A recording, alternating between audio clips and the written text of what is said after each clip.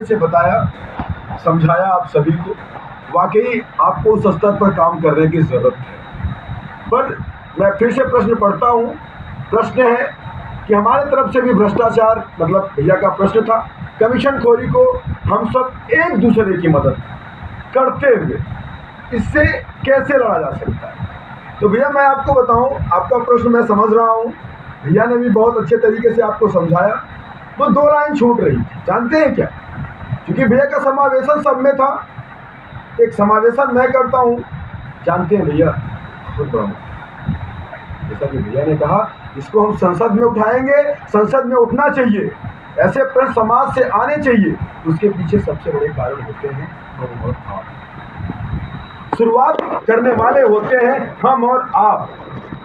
अपने काम करवाने के लिए 100 रुपए का कमीशन देने का काम करते हैं हम और आप।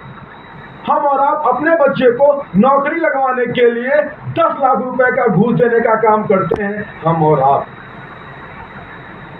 जब हम और आप इस काम पे, इस चीज पे काम करना बंद कर देंगे, हम आपसे वादा करते हैं ना कहीं पूरा सुधार तो नहीं, पर 70%, 50% सुधार इस चीजों में जरूर लाया जा सकता है। दूसरी चीज, मदद करना। एक व्यक्ति अपने समाज का जानकार व्यक्ति नहीं है भैया, अजीत भैया, संवाद का कार्यक्रम है। मैं आपसे पूछता हूँ, एक हमारे वर्ग का, क्योंकि हम भारत में रहते हैं और यहाँ पे सब हमारे भाई हैं रहने वाले, क्योंकि हम लोग काम करते हैं, अपने वर्ग में निकल के काम करते हैं, तो एक चीज देखने को मिलता है कि अभी अपने समाज के उस कोने तक, अंतिम वर्ग तक शिक्षा नहीं पहुंच पाई। जब शिक्षा नहीं पहुंच पाएगी तो हमको लगता है कि भ्रष्टाचार और कमीशनखोरी बढ़ती है। उसके पीछे भैया मूल कारण जानते हैं क्या?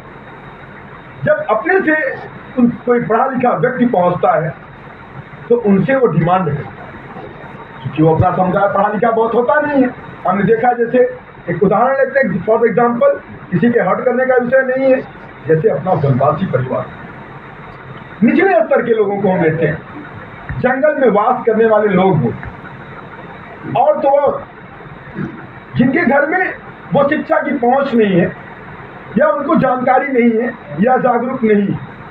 जब उनको कोई जागरूक करने जाता है तो उनको वो शिक्षा न दे करके वो वाली शिक्षा देता है। मतलब वो वाली शिक्षा का मतलब, ध्यान रखिएगा, ये कोडिंग वर्ड है, वो वाली शिक्षा का मतलब हम नहीं कहेंगे, मगर आपको समझना पड़ेगा।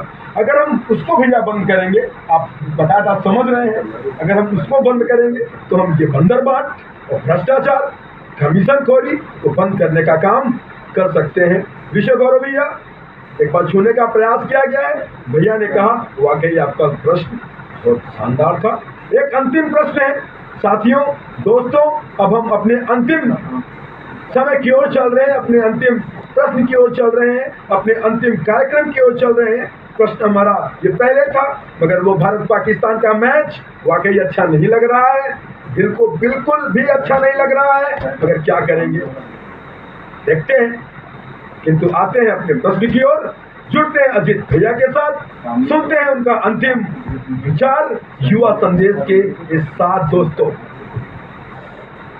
मेरे हिसाब से जन लोकपाल बिल की सबसे बड़ी ताकत यह है कि आम जनता के किसी भी विभाग में एक कार्य दिवस निश्चित कर दिया जाए, ताकि उस दिन के अंदर कार्य नहीं होता तो उस जन लोकपाल बिल के तहत।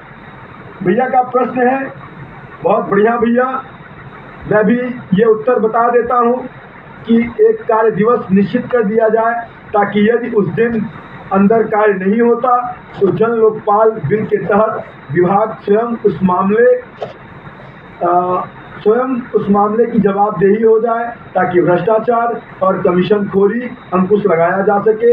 आज की सबसे बड़ी समस्या और देश की आज़ादी के बाद से इसका समाधान चाहता रहा है।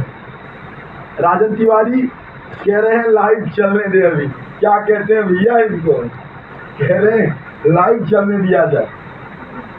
वाकई प्रश्न सुन लीजिए, जोड़ते हुए जवाब देते हुए भैया आगे चलते हैं, क्योंकि एक टाइम बॉन्ड होता है। राजन तिवारी जी, हम पुनः जुड़ने का प्रयास करेंगे, किसी और दिन भैया के साथ बैठेंगे, पर अपना एक टाइम निश्चित है। भैया काफ़ी देर से आप लोगों को मोटिवेट कर रहे हैं, अपने युवा साथियों को।